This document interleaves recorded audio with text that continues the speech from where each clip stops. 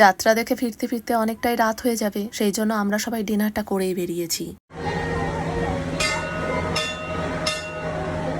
আজকে সপ্তমী তো, সেই জন্য মায়ের মন্দিরের সামনে খুব একটা ভিড় নেই। অষ্টমী, নবমী, দশমী সারা দিনভর এত ভিড় থাকে জানো, যে মায়ের মন্দিরের সামনে দাঁড়ানোর জায়গা পর্যন্ত থাকে না।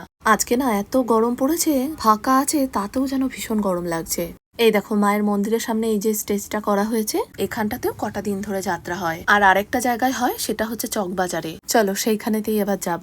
মহিষমর্দিনী মায়ের পুজো উপলক্ষে এই বয়স্ক মানুষগুলো জানো বেশিরভাগই অনেক দূর দূর থেকে এসেছেন। 4-5টা দিন এখানেই প্রসাদ খাবেন আর মায়ের এই নাট মন্দিরটাতেই থাকবেন। মা বাড়ি ফিরে গেলে এনারাও যে যার জায়গায় ফিরে যাবেন।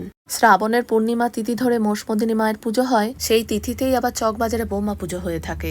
এই বৌমা পুজো উপলক্ষেই হয় 4-5 দিন ধরে এখানেও যাত্রা অনুষ্ঠান। চালান স্যার চালান, আমার পিঠে চালিয়ে দিন। চালান হয়তো তোকে একেবারে রুল পেটা করে সায়স্তা করে দেবো। কি ভেবেছিস তাই? তোর অত্যাচারে আমার চাকরিতে ধরে টান পড়েছে। দিনের পর দিন আমাকে হয়রান হতে হয়েছে। এমএলএ সাহেবের কথা মতো রুল পেটা তো কাজে করতেই হবে। বুঝিয়ে দেবো তোর একদিন কি আর আজ আমার একদিন কি।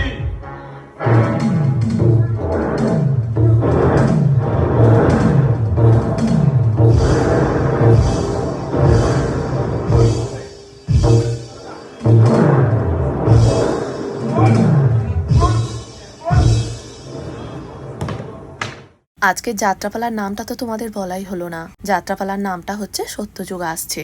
বর্মশায়ের আর দুটো একটা অভিনয় সিন দেখবো, তারপরে ভাবছি বাড়ি যাব। তাহলে চলো আজকের মতন এখানেই ভ্লগটাকে শেষ করছি। যদি ভ্লগটা ভালো লেগে থাকে অবশ্যই যাওয়ার আগে কিন্তু একটা লাইক শেয়ার দিও।